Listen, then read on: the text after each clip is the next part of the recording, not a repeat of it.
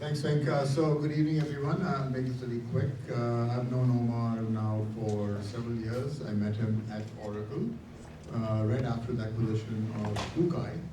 I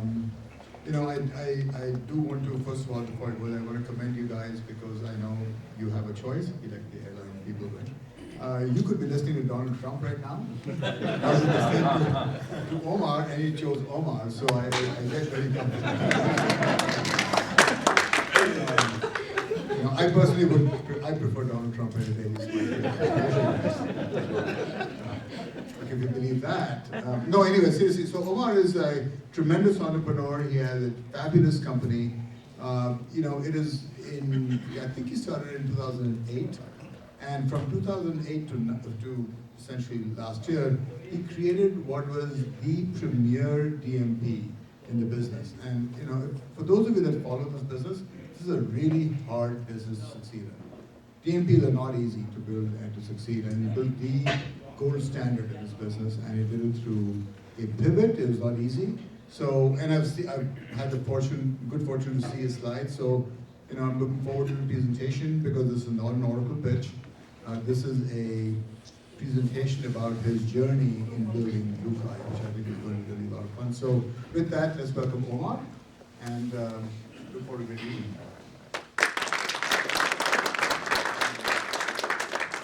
Honored to be here. Thank you very much for having me. And I love the idea that I'm keeping you away from Donald Trump. So you timed it really well. So I think I came to a Thai event in 16 years ago. Wow. And I learned a lot from that first one. I've always admired what you've done here. So thank you for having me. What we're going to talk about today, I'm going to start out just. Not everybody's familiar with BlueKai, so I'm going to give you a little familiarity of what we are, because that gives you context on it. We're going to talk about the journey and the challenges we've had along the way. And then what I'm going to do is I'm going to try to get key takeaways from that journey. If along the way you have questions, I'm not that easy to fluster, so go ahead and ask me. I'm sure But this is your time, so feel free to make it interactive. As a matter of fact, if you don't make it interactive, I failed. Okay. So what I want to start with is what's the problem that you're solving? If you think about the marketing and media, it's about to hit $1 trillion as a size of a market globally. It's really big. And the coin of the realm has always been attention. Marketers just need to get your attention so they can convince you. It's not a matter of an ad just showing up somewhere. They actually have to engage you and get your attention. So the coin of the realm is attention. So what was happening back in about 2007 when we were coming up with the idea for the company and really launched at the beginning of 2008? People were shifting their time in huge ways away from traditional media into digital media, into the internet, and the beginnings of mobile. So you had this massive time shift. However, people were still buying. More than 90% of commerce was happening offline, and whatever little commerce was happening online was disconnected from where people were actually spending their time. And so if you think about this as if you had this massive dam with this huge amount of water behind it, but there was no turbine to take that potential energy and turn it into kinetic energy, because people's attention was the potential energy, but the marketer didn't know who they should reach. Outside of search was very targetable. Outside of that, where people spend 95% of their digital time, they didn't know who to reach. They didn't know how to value the impression. They didn't know whether that impression, if they showed it to someone and got your attention, if it mattered at all.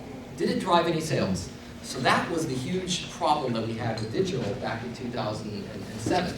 And that's kind of the opportunity for attention arbitrage, the shift of people's time to a place where we don't know how to value and how to reach and what to do with it. Let's dig a little deeper into that.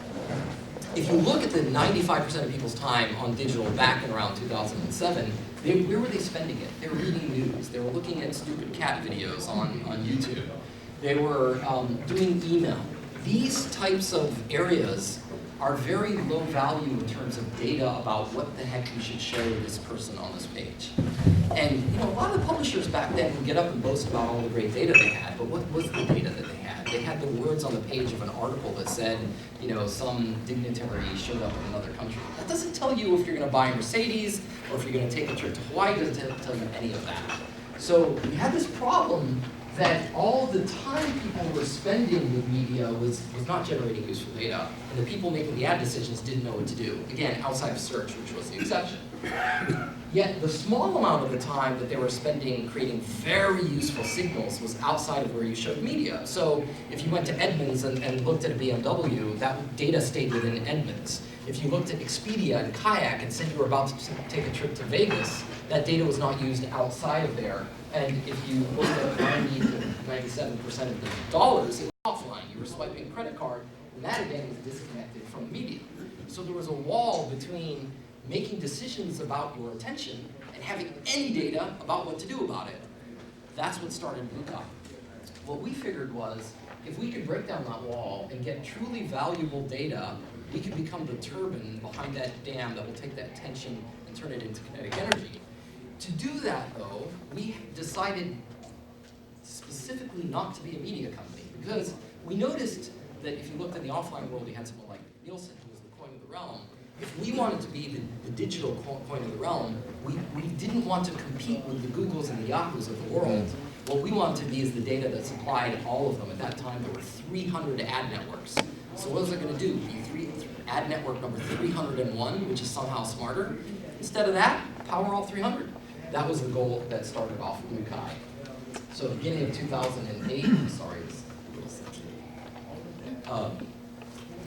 we started BlueKai. Eventually, we became known as BlueKai's Big Data for Marketing. What we would do is help marketers power everything that they did based on digital data signals. We would take data from first, second, third-party partners. We would take it from your online and your mobile and your offline properties. And then we plug it in everywhere you interact, into your Google account, into your Facebook account, into your Twitter account, into your own website, and so on.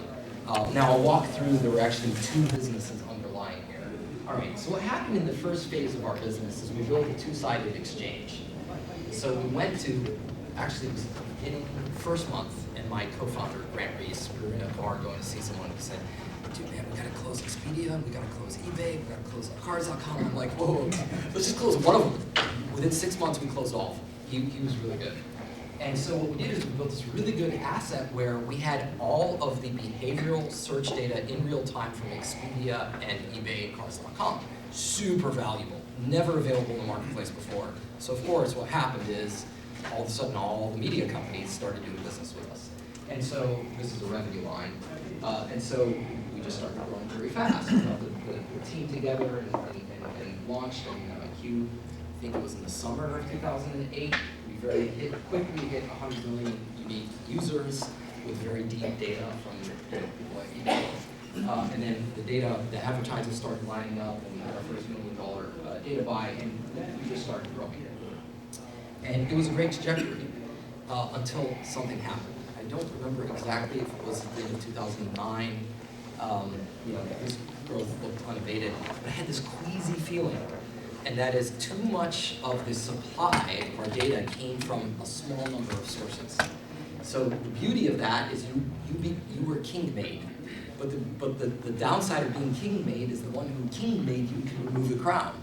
And so it was at that moment we got a call from eBay, and the people who were running digital media, they left the company, and there was this new regime in eBay that said we have to control kind of our data assets ourselves, and they really didn't value the media business as much. They were much more commerce-centric, so they basically said we're going to pull out. That was a major draw of our business, and it started thinking, okay, what if number 2 pulls out, number 3, and so on. So at that moment, we kind of had this idea that we really had to control our density, and we couldn't allow any concentration of buyers or sellers if we wanted to be a good company in the future. So that really changed our thinking. So enter the second phase of the company. As the second phase of the company occurred after eBay kind of got our minds thinking, we were in discussions with Verizon, and Verizon said, you guys have some good data, that's great, we're Verizon. We have a portion of the country sitting on our platforms, and we're not utilizing this data for marketing. You seem to have a super interesting system, why don't you just license us the software? Forget your data. So we're like, oh, that's an interesting business model. And so we really quickly started to decide that, wait a minute, there are thousands of marketers and thousands of publishers. They all would need this, as opposed to being concentrated with a small number of sources controlling the data. Now we get, distributed in power. And that really solved the problem in my head of how can I control my own destiny. So we opened up this SaaS business where we licensed it out to people. It was a very peculiar SaaS business because our average price point to the advertiser at the end of the first year was $700,000. Usually SaaS is like quick hit, right? You're putting them out. This is like 7-month sales cycle and a lot of money. So it was a very different type of SaaS company. It was very different than the first business that we had running, and it was still running and still growing, which was the data business. Data business was transactional.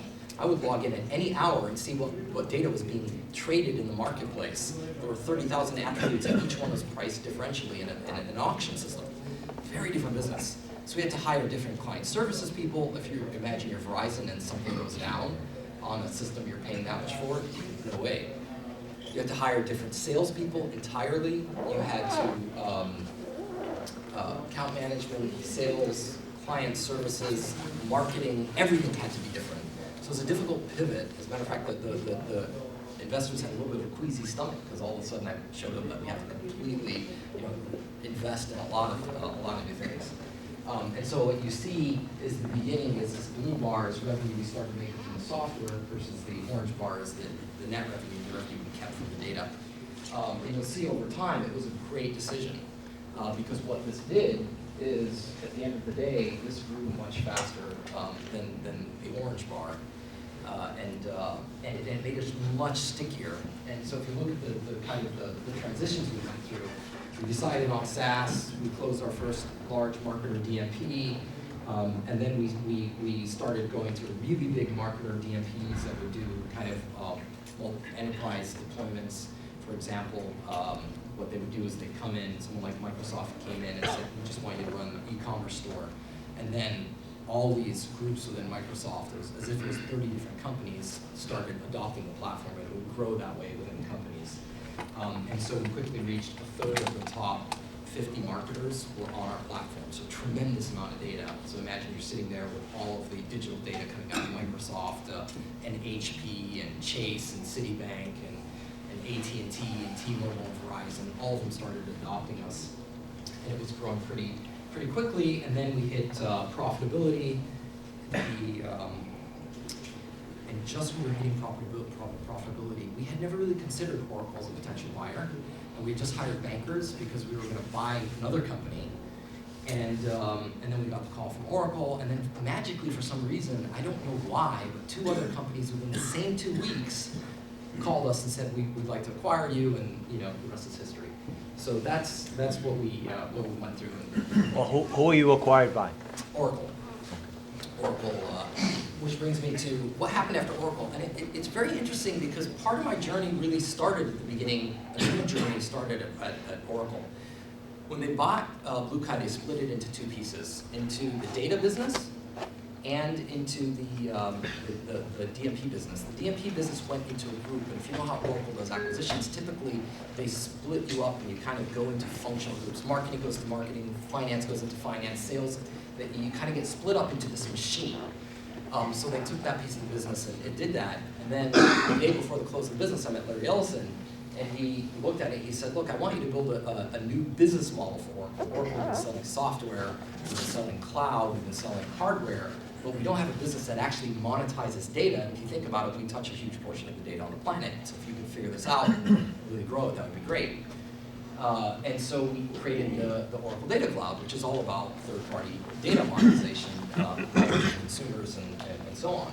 And so we put this together, and when we first started, it was like 33 people, and then they added people from Oracle, came on to 50 people, and then we went out and did acquisitions, and we'll probably end the year at about 1,000 people. So then that's over the past year and a half. So it's been growing very fast. And I can't share revenue numbers because it's Oracle's a public company, and this is not disclosed publicly, but I kind of just showed like a revenue index, which shows how fast we've grown post-acquisition. And it's very fast. So it's been a fascinating ride, and it taught me something interesting.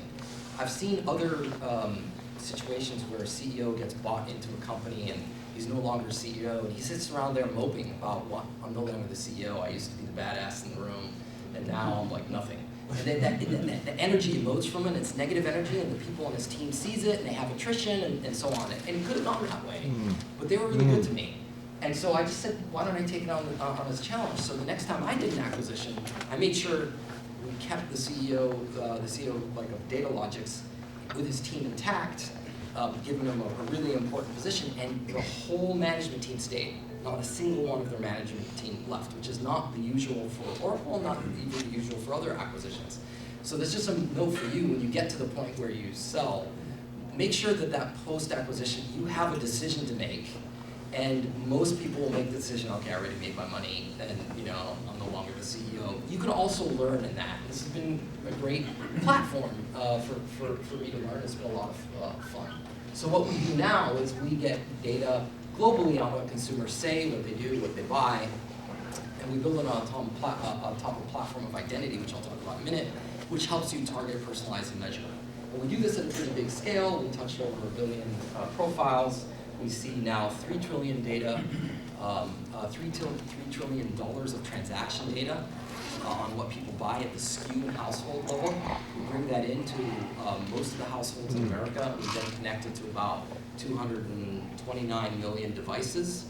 And through that, we're able to really connect the targeting for all the different marketers. Last thing I'll talk about BlueKai before I get into the kind of takeaways is, what are we really doing technically underneath the hood? What's interesting at the data cloud and what was interesting at BlueKai? I call it like the biggest battle going on in marketing right now. I call it the Game of Thrones. It's the battle for identity. You know how marketers talk about building up all these data assets to get a 360-degree view of the customer?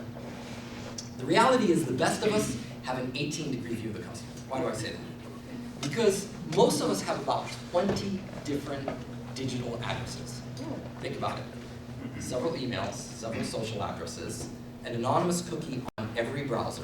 Your own mobile cell phone has got a cookie jar in the browser and different cookie jars in every app. Then it's got IDFA or Android ID. You've got a home address, work address, IP addresses. And most marketers don't know that it's the same you. What they see is 20 or 30 different variants of you. And then they beat their chests and talk about how they have a 360-degree view of the customer. They don't. And if you solve this problem, everything else in marketing gets better. Before you buy a single piece of data, just unite the data of your customers' assets with this, everything gets better. So it's a massive battle. And the people lining up for this battle, on the left, are the people like Google and Facebook and Apple, and their pitch to the marketer is simple. It says, look, these consumers, billions, in the case of Facebook, a billion every day, log in across multiple devices. I know who Omar is everywhere. Just give your dollars to me. You don't have to solve this problem. Just market through Facebook. Same with Apple, same with Google. Well, that's a great pitch if you, a marketer, only gave all your dollars to Facebook, which you're not going to. You're going to deal with Facebook. You're going to deal with Google. You're going to deal with Apple. You're going to deal with TV. You're going to deal with email and direct mail and everything else you do through your website and so on. So you need a way to unite it. So that's one idea. The other one is to build what we call an identity graph, which is basically a way of interconnecting all the ideas out there. It's not that we're going to the world saying we're going to be the single ID that you have to depend on. We're going to say keep your data in your system any way you want. You're going to have it in emails, that's great. You're going to have some in cookies, that's fine. Let us connect the two. Let us connect the emails to the cookies, to the device identifiers, to the social handles, to the IP address of your digital TV, and so on. That's what the ID graph is that. So our goal is to build the software that everybody can use to interconnect the data assets they have, and the people competing with us are Axiom and Adobe and a whole bunch of others on the software side. Then you have upstarts or startups coming up, solving little linkages on the ID graph. So these guys solve linkages between mobile identifiers to cookies. Same with these guys. These guys do social handles, emails. LiveRamp that spoke to you a few weeks ago did mainly cookies to email identifiers and so on. So this is the great battle that underlines all the marketing platforms, and that's what we're focused on. The data cloud, that kind of gets us excited and keeps it fun. All right. From a privacy perspective, is there a distinction between my free Gmail account and my Gmail for Business, which has a credit card mapped to it? And they actually know exactly who this person is? It's a really good question. Let me step back and talk about privacy. Yeah. So there's mainly two regimes in the United States when it comes to privacy. There's the opt-out regime, which is the anonymous regime. You visit a website, and the website considers, hey, I have a privacy policy. I'm going to now own that data that you gave me by visiting my website. If you want me to not use that data, you need to opt out. That's one regime. And in that regime, you have to keep things anonymous. The other regime is kind of what you got in the email world, which is, this is opt-in. You have to kind of click something before that company can do anything with any data that it gets. Once you've clicked, there's probably a big, terms of service there that defines all the rights that they have, which is, much more expansive than what you got in the opt-out. We deal with both worlds. BlueKai was mainly in the anonymous world, and any data that came from the kind of opt-in PII regime had to be anonymized before we used it. Datalogics came from the purely PII world, where they actually knew you by name and number and so on. And these two worlds, there's only a one-directional arrow between them, meaning I could take data that's known about you at the name and address level and anonymize it, but I can't take data that was anonymous, tie it to your name until I have explicit permission to do so. That's where the current industry is, but I'm starting to see even cracks in that people are just figuring out cute ways to get around that by saying, you get three parties together, and one party says, well, I only know this piece, and that party says, I only know that piece, and that party says, I only know that piece, and then they somehow find a neutral ground, they put all the data together, and they still manage to use it. But in the main, there's a one direction of flow between PII data and anonymous data. I'm not sure I answered your question. You did, Okay. thank you. All right, so now I'm going to get to, and you can ask questions about the Oracle and BlueKai and privacy at any time. What I'm going to get to kind of the interesting stuff is what did I learn along the way in building this? So I want to talk about kind of your team, kind of what I learned about keeping a team together, what I learned about innovation, what was important to us because it was a core attribute of BlueKai, and then I'll just end with some guiding principles for the entrepreneur. So let's talk about the ingredients for the team. So I want to talk about three things that are core to a team. So the first one is you need to learn humility, and it has to get to a deep level. Because if you don't have enough humility, you won't hire people better than you. You're going to be too concerned with being the smartest guy in the room, which is a deadly attribute. You can probably grow in many different ways, but if you want to build something really interesting, be in a room with people who have lots and lots of skills that are much better than yours. And don't be concerned about being the best guy in the room. And that, I think, is like a core thing, because you see lots of leaders who are going to hire people they don't get threatened by, which are also going to hire people they don't get threatened by. And it's going to quickly go downhill from there. So if I look at the people I worked with, I learned so much from the guys on my team who are, Grant Reese was one of my co-founders. He just sold so well. Everybody loved him. You wanted to be with him. And when I look at and then we had some great guys from and Amazon and Time Warner. John Sedlak had a book of business of several $100 million. He had huge teams. It's tough to kind of get these guys. As a matter of fact, when I was building the team, I called up the guy who was running sales at the Wall Street Journal. I gave him the profile of what I was looking for, a sales guy. He said, yeah, there's this guy, John Sedlak. There's no way in hell you're going to get him. But he's the prototype, so look like someone him. Don't waste your time with John. We're like, all right. So we just whittled him down. It took us a few months, and he joined us, and he turned out to be great. I look at three types of people that I like to kind of surround myself with. This is a very simplistic model. This is not, don't expect a Harvard Business Review case on this model. But the three types that I look for are, I call them kind of magnets, light bulbs, and loops. So magnets are the people who everybody just wants to be around. And it's a very great skill set, because if you're going to do any business development, if you're going to do sales, if you're going to do hiring, you want these kinds of people who are just naturally attractors. And the second one are the like super sharp practitioners. So just like the best guy who writes the code, and someone really good at writing copy for marketing, and they're just really good and very smart, and they close the distance fast, and you don't have to hire a lot of people. But then you still need a third type, which is the glue. You need the people who are going to be able to translate, because the geeks who are writing the code aren't really going to get Grant Reese who's telling the latest joke and making everybody comfortable. right? So you need those people. Typically, those people play a role like product and so on.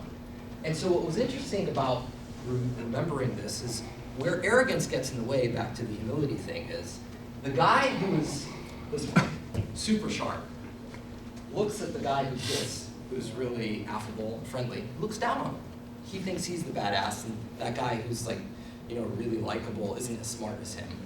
And the product guy who really knows how to understand the business case of the customer, translate that into needs, looks at the geek and says, man, the geek, he doesn't understand customers. Who is the co-founder we were talking about? This is Grant. And then he hired John to run the enterprise sales part. So I find that a lot. It's amazing how much you talk to the sales guy and how they look down at the, so that was one of the things that, if you look at the next slide, that kind of we tried to deal with, is how do we build a culture so we don't have that? So, by the way, these were the 4 key cultural attributes we had.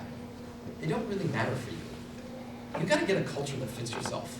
As a matter of fact, one of the things I learned, I think we built our culture at BlueKai too late.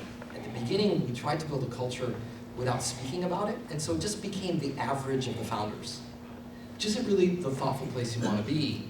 And it was, I think, a year and a half or 2 in that I really stepped aside and said, no, I really need to focus on this, so that we have cohesion as we grow, because all of a sudden you start hiring a lot of people. And so ours was, be nimble, which is really about innovation. Be charitable was a surprising word to use. I didn't actually mean go out and spend money on charities. That was encouraged. What we meant by charity was we're going to set goals and be very clear about measuring those goals, but we also want to reward people who go above and beyond that and help people in different groups. So the most thing that would be celebrated at BlueKai is someone's trying to do a pitch for a customer, and someone from another group has nothing to do with it, spent the whole night helping them, they went in, they closed the deal, right? And so that was part of what we did. And Own It was act like our CEO, and Crush It was all about delivering very, very high performance standards. That was the culture we built. It's really important that you build it early, and don't let it happen by accident. And this is not fluffy. I know it sounds fluffy, but it really, really matters, because it's a filter on who you hire, and it's a filter on who won't fit into it. Datalogics, who we later acquired at Oracle, had a fantastic culture. And one of the attributes they had, which is surprising, it seems to have no business value, was CrossFit. You walk into their Denver office, and everybody looks fit. And they all have this gym and they share it together, but that's an element that they share together. Okay, next one. Over communicate focus, because what happens in startups is you don't want to say no to your customers. That's a really, really bad way to define yourself. And so you have to be ruthlessly over communicating over and over. So what we do at the beginning of the year is we build a poster, and we would sit down and say, what are the things we want to focus on this year? And then what are ways to have leading and lagging indicators on this? And every company meeting, that's what we're going to talk about and re-emphasize. And every goal financially is going to tie to it, and so on. And so this is just a poster I picked. There were 4 goals, and that year we hit every single one of those goals. And they were really, really important metrics for the company. Basically, when we were adding the DMP business, we wanted to focus on a common way of looking at the business. We wanted to make sure we had data coming in, that we monetized it, and then we wanted to see very, very sticky adoption of the platform, and we wanted to prepare for the future of social. It doesn't really matter what the goals were, but the ability to over-communicate, people don't like to do this because they want to keep it flexible so that next month they can change it. That's why you have to be very careful about thinking about it. But if you don't over-communicate the focus, what you are communicating is everything's important, and whatever Omar says is important, which is really bad. All right, the next one. All right, so those were the core things for the team. In terms of innovation, that was one of the things that we really had to stay ahead of, because the data landscape was shifting at all times.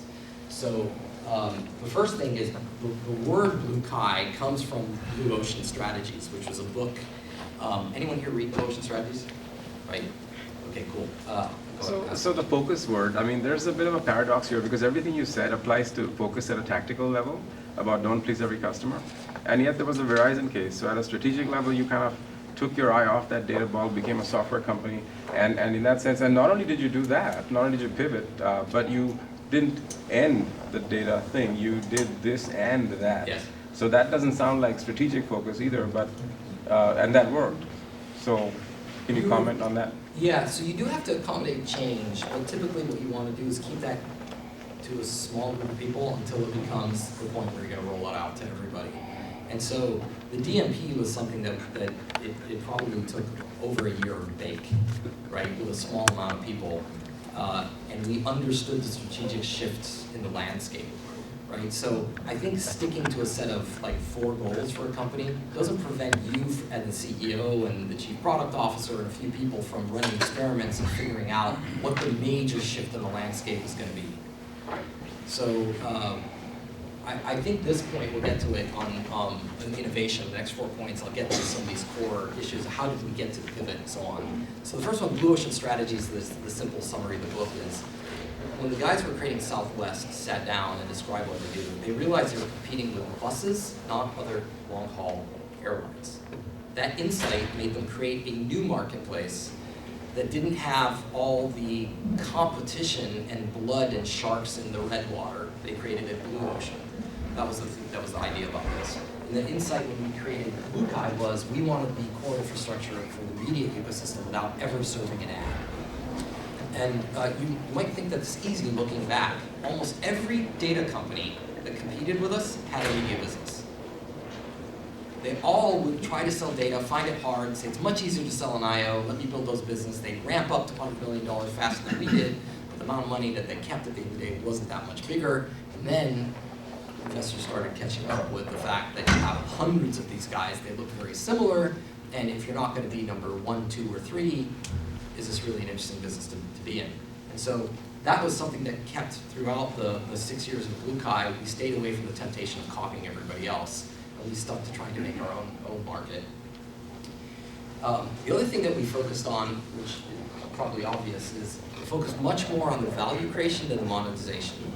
Right? We could have gone in and add ad models, we could have done all these other things, but we wanted to fundamentally find, are we really solving the problem? So back to kind of how did we discover Verizon?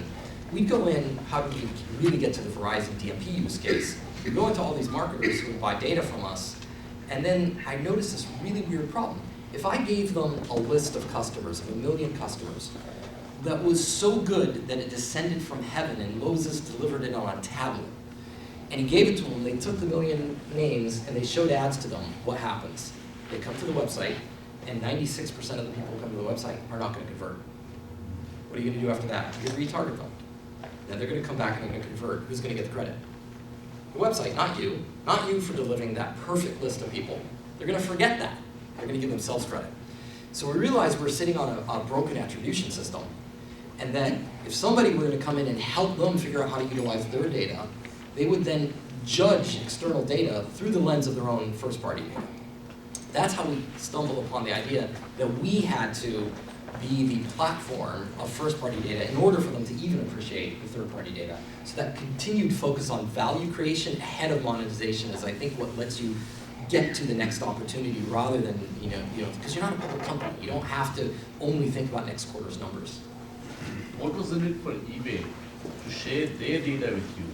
Yeah, so the pitch, I'll give you the pitch to Expedia. It's the same one to all these ones, but it's a little bit clearer with Expedia.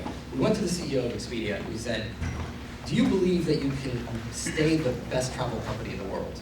Yes. Do you believe you will be the best media company in the world? No, not really. Do you think you'll be number 2? No. Do you think you'll be number 3? No. Like, all right, then why don't you, since you have the best travel data in the world, force all the media companies to compete for your data? It will make you a lot of money, and you get most of the money. That was the pitch. And it worked. So extra revenue for him. That's right. That's right. And so that was kind of the whole idea of the auction system. Expedia, by the way, stayed with us in the open marketplace for about 5 years, and then they switched to becoming a DMP customer. And now they have some data in the marketplace, some in the DMP. Even eBay, at the end of the day, we got them back to run some of our software, even though they exited the marketplace. So value ahead of monetization. A lot of the people I've worked with in the past, a lot of founders really got tempted by, God, I can't believe there are all these networks making more money than us. Like, we really should just spin up an ad network. That temptation was so heavy. Now it seems kind of funny. Go back 2 years, it was common wisdom. Everybody had to do that. Oh my God, that other stuff's too hard. And then it came crashing down on them. You look at valuation of some of the ad tech companies that were media model based. Oh my God, they're the investors are running for the hills. Okay, next. So, quick question. So can you characterize, the transition from people who are willing to sell that data, like the early version of eBay, to ones who then later stop? What's the proportion now? Yeah, so you started to find the type of person who sells data is very different than the ones who want to keep in the DMP. There's a whole spectrum. So for example, if I'm Kayak doesn't have a transaction business. And so they never worry about the cannibalization of information leaking somehow causing the transaction business to go down. So those make great data partners because they are essentially information-first businesses with no transaction model. So they want to produce data and get it monetized. Then you have somebody who's got a commerce business and has some advertising business. The commerce business is so much bigger than the advertising business. Somebody with power wakes up one day and says, I don't care that you're making $100 million. I really don't. I'm billions and billions of dollars. So I don't want to know that there's some leakage causing me to lose revenue that I'm unaware of. We even did, with some of these guys, we did studies to show that these users weren't part of the system and you lost no revenue on them. They, at the end of the day, they don't really believe it.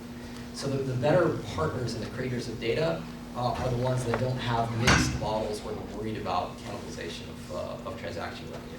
And now the data model for us continues to grow. We get data assets from, you wouldn't believe how many different types of sources of data that we get. And for all the ones that are really sensitive, they go to the DMP. So B2B expertise. I started a company years before BlueKai, eventually merged with another company, and it's still running, and it didn't have the same outcome as BlueKai. It's a few hundred people and making a bunch of money, profitable, and it still didn't have the BlueKai experience.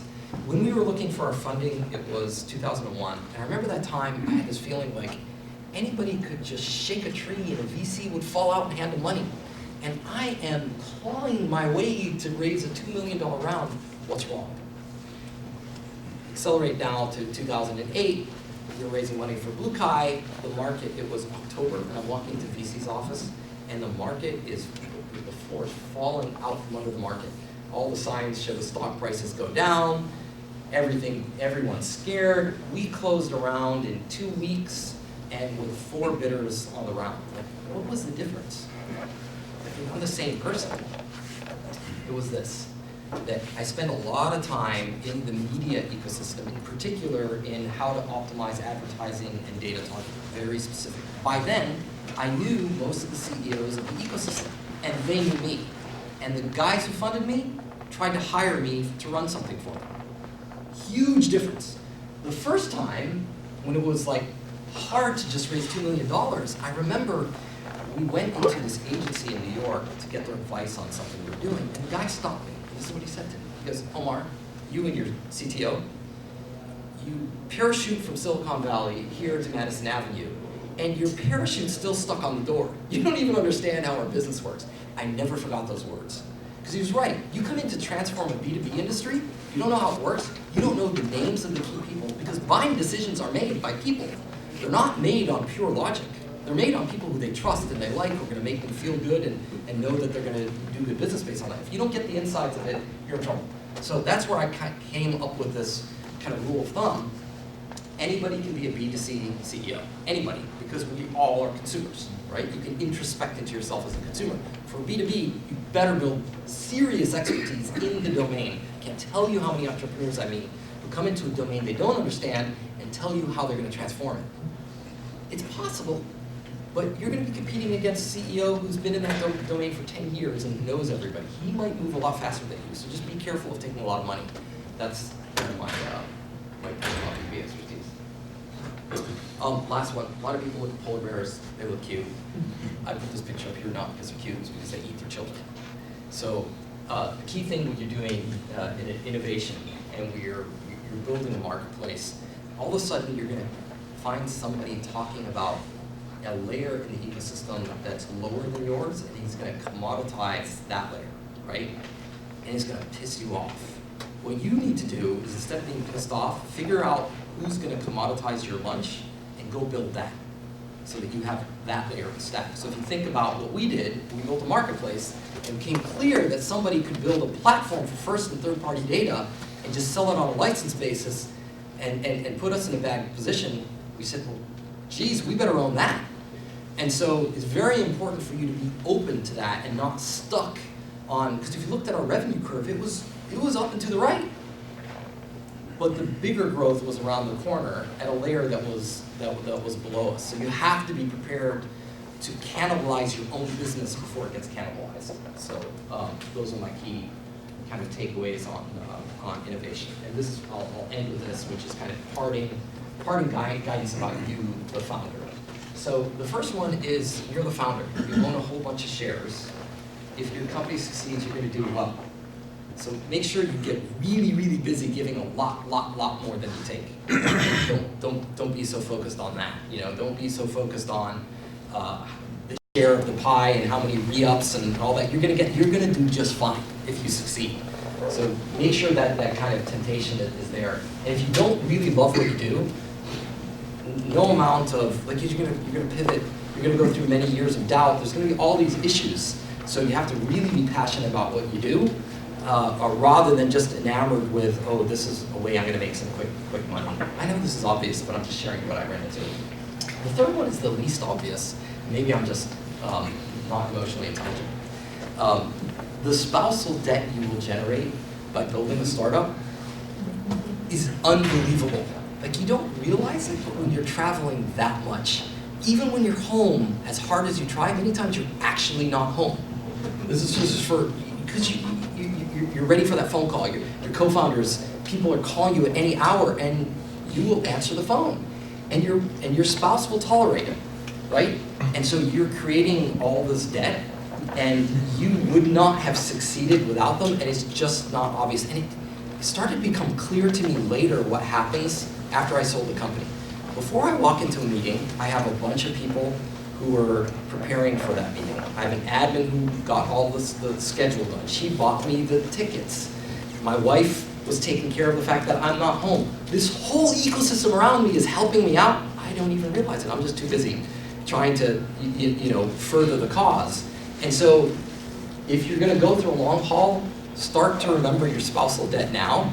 I'm still married. My wife puts up with me. It didn't end bad. But that you're going to build up a lot of spousal debt and figure out ways to cope for it. So one of the things I used to do when I travel, if I had to, I'd take a red eye, and when I'm done with my meetings, I come home. Right? If there was a conference, I'd do the thing at the conference, I would come home. And that would send the signal that I care about being home. And she'd call up some of my buddies. She's like, yeah, where's your husband? Oh, he left 3 days before Omar and came 2 days after him. You just didn't value the home time. So if you're going to be in the long haul, if you don't take care of this, you're not going to make it, or you'll make it with the company, but not the family. And then having heroes. This is obvious again to people. I have lots of heroes. These are the ones that kind of like top of my list. Moses, because he was brave and walked up to the Pharaoh with a stick in his hand, and I love that. And Gates for obvious reasons. Everyone, probably a bunch of people in this room at some point, at least the older ones, had Gates on their list. And Daniel Kahneman for majorly changing the way people understand economics. I mean, this guy got a Nobel Prize. He wasn't really even an economist. He was from psychology, from the psychology domain, and he challenged the essence of the human as a rational animal. So those are like my heroes. It doesn't really matter who my heroes are, but if you don't have heroes, then your boat's kind of just floating around. So it's good to kind of think about who they are. Anyway, those are my quick parting thoughts about kind of what helped me. Hopefully it'll be helpful to you, and I am open for questions.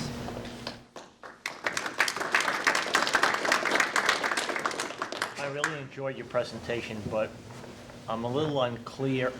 I really enjoyed your presentation, but I'm a little unclear what's the deliverable of your company. Is it software as a service, melded with big data, or something else? And adjunct to that, what's the threat of open source software to your business? Okay, let me start with the first question. So there were two businesses that BlueKai ran. The first one, to be really, really simple, is Mercedes would come to us and say, I want to buy a segment of users, of 1 million users who are about to buy a Mercedes but haven't, or about to buy a BMW or an Audi. And I want you to put that data available for me in my seat inside of Google and Facebook and Twitter. And every time I serve an ad in one of those platforms, I will pay you for using that data. So what is that, data mining and analytics? It's data, they're literally buying data. We're just licensing Oh, it just the based data. on an attrition basis. But you're not massaging it or analyzing it? Oh anymore. yeah, we're massaging it, we're data mining, we're doing the analytics, we're doing everything, but the deliverable that they pay for is a list of users. Yeah, but what you're doing is data mining and analytics. Correct, yeah. What they're paying for is the outcome. To get there, we had to do 4 things. We had to aggregate the data first from all these different sources to put it in a common ID. The second thing we had to do is we had to add meaning to the data. We did that through a common taxonomy across all the different data sources, analytics that allowed you to judge data with data, lookalike modeling that allowed you to take a list of who we knew in the past had bought a Mercedes, so we could look at the new set of people and say who was the most analytically similar to it with a model.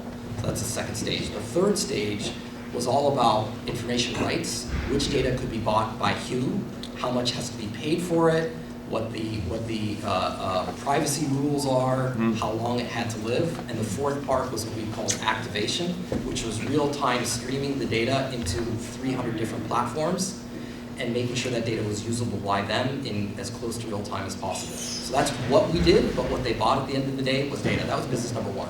Business number 2 was just SaaS software that people like Verizon would license. They pay on a monthly basis to have them put their data in our platform, and then we would do the 4 things I talked about, which is we would take it in, Got it. add it to it, and so on, put it out. They paid license fees for that. That's the answer to the first question. The second question, open source is really entirely orthogonal to our business, entirely. In the sense that what we had is we had network effects that would protect our business. We had network effects around the data monetization. We had network effects around having more data on consumers than anybody else. So if we used open source data to produce that network effect or not, didn't matter. Just as like if somebody comes up with an eBay killer on software and makes it open source, you're not going to compete with eBay. Because there were other network effects embedded in the data and the ecosystem integrations that protected us from somebody just producing open source software. Thank you. You're welcome.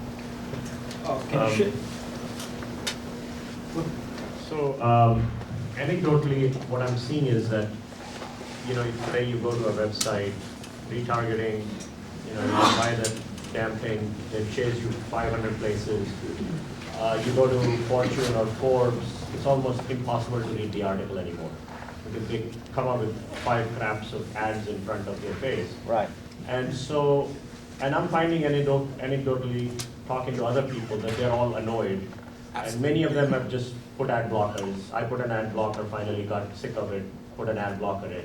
So what's the future of the industry if ad blockers really become popular? Is it like everybody will have to bribe the ad blocker just like they were bribing Google before? Let's disambiguate what you said first, though. Because there's actually only 2 ways advertising can go. The first way is what happens on TV. You're watching TV, and all of a sudden, the show stops, and an ad takes over the entire screen and runs, right? And so the 2 ways you can go with advertising is louder or more relevant. That's it. And so all we were doing, we didn't tell Forbes to put 72 ads on the page. We're saying have less, but have it more relevant because you get the consumer's attention and you get more money from the advertising, right? We would do that. Forbes might ignore us and decide to put 7 ads, but the more productive we were with our data, the more likely they would tend to put more productive ads as opposed to less. So I still think that's going to be the important future of advertising. It has to be more relevant. So if you look at your retargeting example, it's actually a tragedy. What we will do is we will show the customer, because we actually can track how many ads you saw to when you bought what you bought, we can actually show them that most of the time in any given week that they're better off stopping serving ads after impression number 2. What they'll tell you is like a frequency of 7 per month, but in a given week it might be something like 2. And it changes per advertiser, per category, I'm just simplifying. So we'll show them the concrete data that says after 2 impressions, stop. You're just annoying them, you're wasting your dollars. They don't listen. Why? Because I have an ad agency. How's the ad agency paid? Volume. And retargeting works better than any other form of advertising. So they're going to do more than they should because they get paid. At the end of the day, they know that form works, even though they know that it annoys a customer. And that's problematic. So there's something broken in the way the kind of incentives flow in that ecosystem. We weren't solving that. I wish I could solve the whole ecosystem. But wouldn't this, if the consumer gets annoyed and starts putting ad blockers, doesn't it really impact the whole? Now let's get to the ad blockers. I was just explaining the part before that. So now it gets to ad blocking. Ad blocking is a huge problem. However, the majority of consumers' time now and ad dollars is shifting to walled gardens, like Facebook. Ad blocking doesn't help you at Facebook because the ad is embedded in the page. It doesn't help you at Twitter. It doesn't help you at Pinterest, right? So a lot of the walled gardens are coming up, and your ad blocking is not going to help there. Now, in the open web, where you do have ad blockers, it's a problem. We need. You don't want to pay for any of these kind of free media that you when we ask consumers over and over and over, overwhelmingly, people want free media, they don't want to pay for it. Ad blocking is just like, if I discover a way to go through the toll system in California without paying, great for me, but I'm cheating the system. So this has to be thought through at a much more fundamental level. Does that mean that we can't blame the Forbes and all these other guys who are annoying you, causing you to get the ad blocking? No, I remember I was at home and I was telling my daughter, who was 17 years old, can't believe this ad blocking. This was going, it's rising, it's terrible. I gave her this whole thing for like 3 minutes. And I'm like, and I noticed she wasn't listening. I'm like, what are you doing? She goes, oh, I'm installing an ad blocker. So all my preaching is useless. Like, this problem has to really be solved at a fundamental level. Up there was someone first. Yeah. So, can you share your story on how you got the first customer? I see that you reached 0 to 1 million within a year. And how was your journey of 0 to 1 million, and how was your journey on getting the first customer? Grant and I sat down and we listed everybody we wanted to go after. And then we did a map of everybody we know who could connect us to the CEO. If it wasn't the CEO, it was the CMO. And we'd call them up, we wouldn't call them up, we'd go meet them. And we'd talk to them about our vision, get them excited, and then we'd ghostwrite an introduction, we'd send it, we'd follow up, and we just got a whole ton of meetings that way. Now, it helped that we were in this industry stubbing our toes for years ahead of that. So a lot of these people we already knew. The ones we didn't know, we knew the person who would know them. When they would check and say, do I take a meeting with these guys? You'd find out, yeah, they know what they're talking about, right? That's key. The investment is made years before you start if it's B2B. If it's B2C, different playbook. Kind of a two-part question. So there's a part of Oracle you didn't really touch on too much, the marketing cloud, and of course at the client level, the guy in charge of marketing is responsible for all that stuff, all the direct mail, the email campaigns, and so forth. So how do you see the sort of the ad tech area that you're focused on and the marketing technology part? Great question. Combining, and then the sort of second part of the question is, you started off talking a lot about attention, and still people tend to watch a lot of television and listen to a lot of radio and newspapers occasionally. So, how do you see that incorporating that into part of your business? Let me start with the second part first. All media will become digital and measurable to an incredible degree. So the vector here is really good. TV is going to be addressable. Even linear TV, we're finding ways to make that smarter, but linear TV is quickly transitioning, so it too will be digital. The mobile phone has changed it, so even measurement of effectiveness of what you do in a physical store is now reachable digitally. So I think all marketing is going to go to digital. It'll be data-driven, and so there's a lot of dollars that are still offline that will become digitally trackable, and that will happen globally. So the opportunity is still very, very interesting in that area. Going back to the first question on organizations. So if you think about the marketing cloud, they're building a software stack that's trying to do personalization, email, data management, content management, social, and so on. And they're trying to solve the problem for the marketer that says, look, you've got this like hundreds of companies coming at you trying to do different pieces of your marketing. It's giving you a headache. Let me integrate it all in one stack. That's what we're saying. What we're saying is we're kind of the horizontal. We are data that fits into any stack, even if it's not an Oracle stack. Currently, actually, the majority of our revenue in the data as a service layer comes through non-Oracle channels. So it's very much think of them as the electric car itself that's being sold, Tesla. Think of us as the electric grid itself.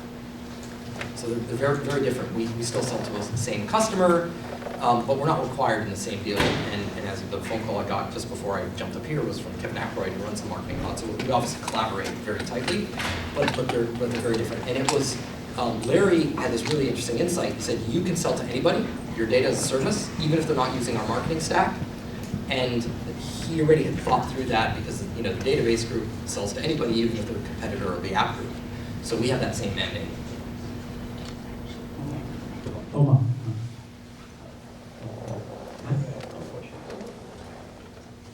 Two questions. One is on the list. Right? Essentially, you're giving a struct list, and how do I know as a buyer that the list has value? Do you ever see a case for refunding or something? That's a really important question. When we came to acquire Datalogix, one of the things I was attracted to Datalogix is they had solved the problem of taking anonymous people that I'm handing out, connecting them to real people in the physical world with addresses. With that data, we were able to then look at your actual transactions in several categories. Like we had garage data from Polk, and we had 1,500 retailers contributing the actual SKU level transactions tied to the household. Why did that help? Now you go to Facebook and you show a set of impressions on Facebook and you're Procter & Gamble, you can now go to Facebook and say, I now know when I show an ad here versus when I show it at YouTube, which of you two actually result in a sale, what the lift I'm getting at a user impression level. They can also then come to us and say, hey, Oracle Data Cloud, I bought these 3 segments for you. These 2 didn't produce anything for me. They just were, and they were branding value, and I'm not sure I want to pay for it. This one, oh man, it is working really well. As a matter of fact, it's working so well and there are not enough people. Can you please expand that to a lookalike model? Maybe I'll lose some of the ROI, but I'll get a bigger, I won't lose the ROI, but on a per user basis it might be a little less effective, but it's a bigger list. So having the measurement allows you to close the loop, and we didn't always have that in our history. Having acquired Datalogix, it was an amazing set of findings because now we can have better validation on how good the data was. Second question was, as part of my story, when Intel was, they want people who made 100 million plus exit, and also the guy usually comes to America with 2 jeans and $100 in pocket. How about you? So what happened? I came here when I was 21 years old, and it's not so dramatic. I was a kid, and my father kind of started from scratch and put us through schools. I eventually went to MIT. He helped pay for that, so I can't really give you the sob story that I had it hard. I wish I could say that, but I can't. I had it regular. And I'm thankful for them giving the opportunity to have an education. That probably was the more important thing. My father was an incredibly hard-working person and kind of put that set of values into me. My first startup, as you can see. I later went into computer science. That's where I found my passion. And that's part of, some CEOs are sales CEOs, some are operational CEOs, some are actually inspired by the thing itself. And that's me, more of a product CEO. I love what I do, and that's what powers me, and I really care about getting it right. And so BlueKai bought us a year and a half ago for $420 million. You talked about the blue. What is the Kai? Ocean. Oh, ocean. Kai is ocean in Hawaiian. Yeah, you think I'm Hawaiian, I'm not. The truth is I couldn't get Blue Ocean as my name. So I got BlueKai. So I have a question. How did you decide who to sell to? Because, like you said, you had multiple people calling you up. Yes, we had the 3 actual acquisition offers at the time. And it was a tough process because a couple of them at the end were they were virtually inextinguishable. And the Oracle one was a little bit riskier to go with because the other ones offering had finished their offer before Oracle did. But at the end of the day, when I sat through it, I said, look, at the end of the day, I'm a technologist, and I think that this is an interesting technology problem with the ID graph under it, and having a home that carries about tech. So we had 3 potential buyers: a media company, a data company, and a software company. And just the key to me chose the software company. they happened to bid a little bit higher, but that wasn't, they were close enough that I could have gone either way. So it wasn't the return on investment that was a key issue, or was it Well, the when we concept? started, the first, we ended up at 420. The first stuff that came in, not from Oracle, from others, was at 270. So it just was a bit up. It went up. So obviously we took care of the dollars and cents first. I wasn't going to go to my investors and say, I like this guy better on this. Forget the $100 million. And then no, I mean, they were within spitting distance. But at that point, once we got them close enough, we said, look, we're humans. At the end of the day, we're going to end up working there for a couple of years. Let's make sure we choose a partner that's good. And Oracle could have, in many ways, not been right. Like, they didn't have a data business. They didn't understand the data business. A lot could have gone wrong. But I really credit Larry Ellison for saying, this is so different than the rest of Oracle. We're going to create a global business unit that is separate from the rest of the business, and we're going to let you kind of figure out how to get things right. So that, I think we got lucky in that sense. You mentioned Verizon. Who are your other customers? Before we sold, now we have over 100 DMP customers. Before we sold, like in the tech telco carrier space, we had Verizon, AT&T, T-Mobile, HP, Dell, Intel. We had some banks. We had some top hotel chains, airlines, retailers. Literally, if you take the top 50 digital companies, we had a third of them. So, Did you have any health? no, we stayed away from health very clearly because we had this concept of if you could be embarrassed because of an ad got targeted from us, we didn't want to do it. So we look at areas sensitive financial, health, alcohol, adult, gaming, all those categories we didn't want to touch, first or third party. Because we just figured it was like we already had too much information. We also spent a bunch of time speaking to the FTC, to the Congress, to the Senate, making sure they knew who we were, because we just didn't want them to wake up one day and say, who the hell is this company I never heard of, run by Omar, having all our data? What the hell's going on? Like, I want it to be known, open, transparent, very useful. Last thing I forgot to say is, don't start talking to your management team about selling. Don't ever think you're going to sell yourself. The second you start doing that, you're going to play small ball. So like I said, we hired a banker because we were going out to buy someone because we wanted to go IPO and we believed we could make it. Obviously, when the time came, we did sell, but along the way, we always had this temptation. One of my co-founders would come up to me and say, "Hey, here's this company. They should buy us. You should meet them." And I'm like, I don't want to do that. If I'm spending my time just doing that, figuring out how to look pretty, I don't want to do that. I want to build a company that works. And then the side effect of buying is great. The side effect, I'm happy I did it. But don't play small ball. Identity graph. Talk to us about what is that?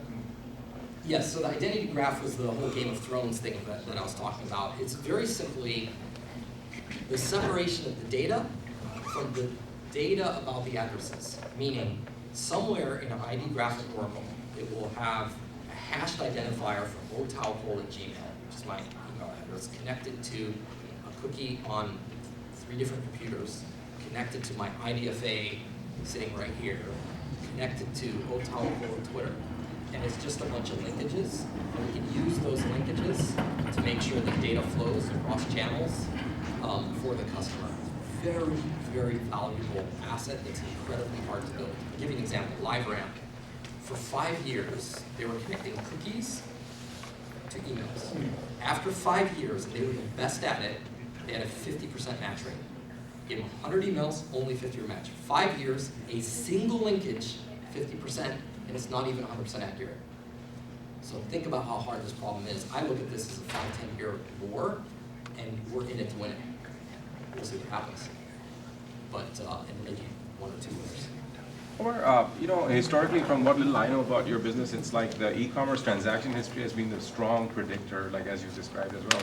But increasingly, a lot of us are kind of emotionally connected to it. Like in my case, it's free YouTube music, right? I mean, there's no transaction there, and yet there's a big part of my day, a lot of engagement. And is there some kind of trend there in your business where, like, I mean, if it's an important part of my behavior, for example, then does that become increasingly useful in your business? Because it's free stuff. I mean, a lot of us are more connected with free stuff than ever before. Actually, when we founded the company, we were more interested in the opposite problem. Just to say, a lot of the places where you're spending the time are not producing the data, and the people running those things are enamored by the data that comes out of it, but it's very low fidelity, low signal.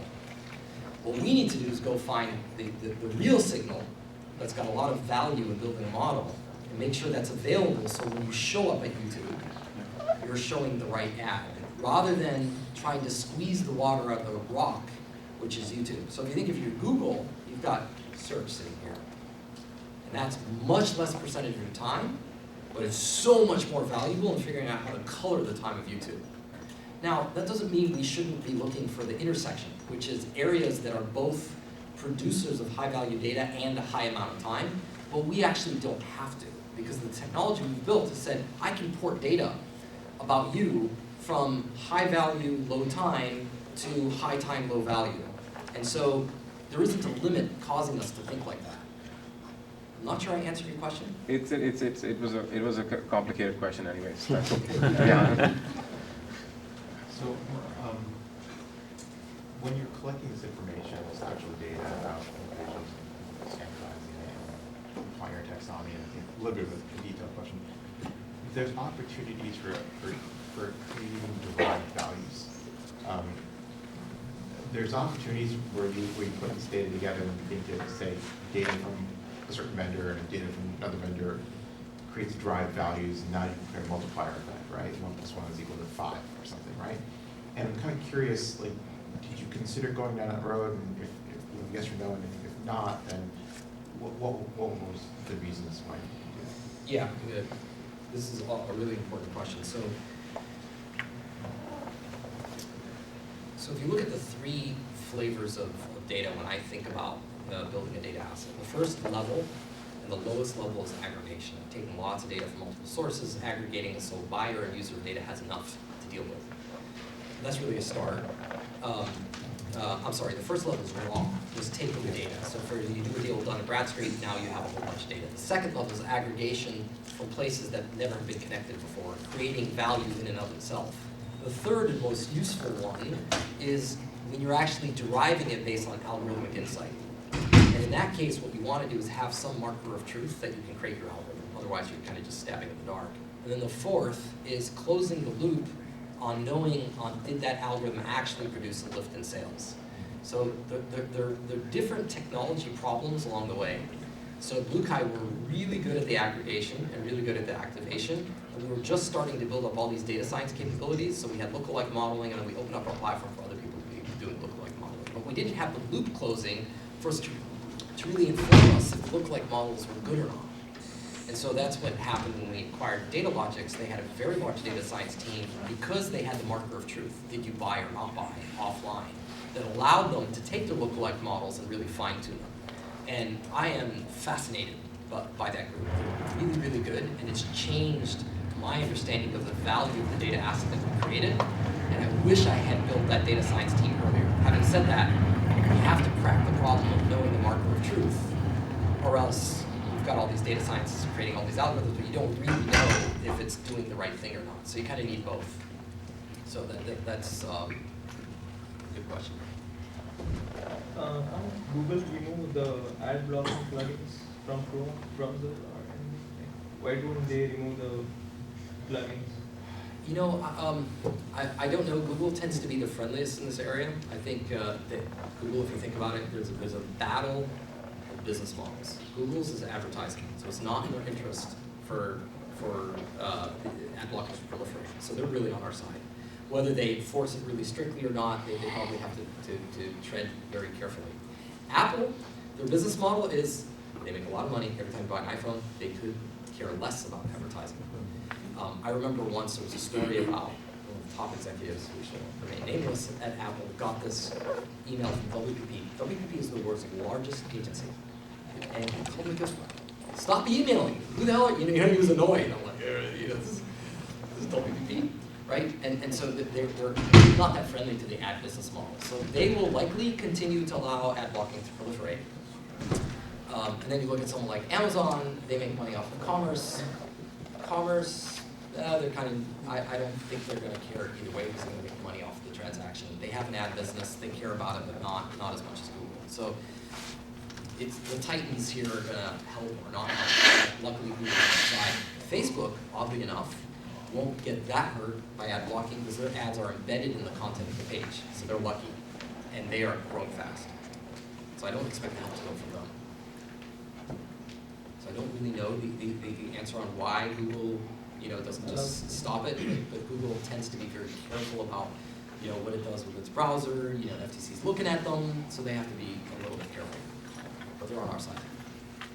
I just want to get your thoughts about the founder. We expect the founder to have both strong technical background and also business background. Let's say if you have a business background, how they offset technical and different industries. I don't think there's a correct answer there. So in my case, I was a computer scientist, I had written code, and then I also wrote the business side of stuff. So I was lucky and I had both, and I can understand both sides of the picture. I don't think there's anything particularly holy about that. The one thing I do think about is, can you attract people who are better than you? So if you are a technologist but you're not going to write the code, or you're a business person but you're not going to be doing sales, you better find someone better than you. You better not get threatened by it. And so hire people who are different than you, and make sure you give them space to be happy and execute. I don't have a hard rule on whether you have to be one way or the other.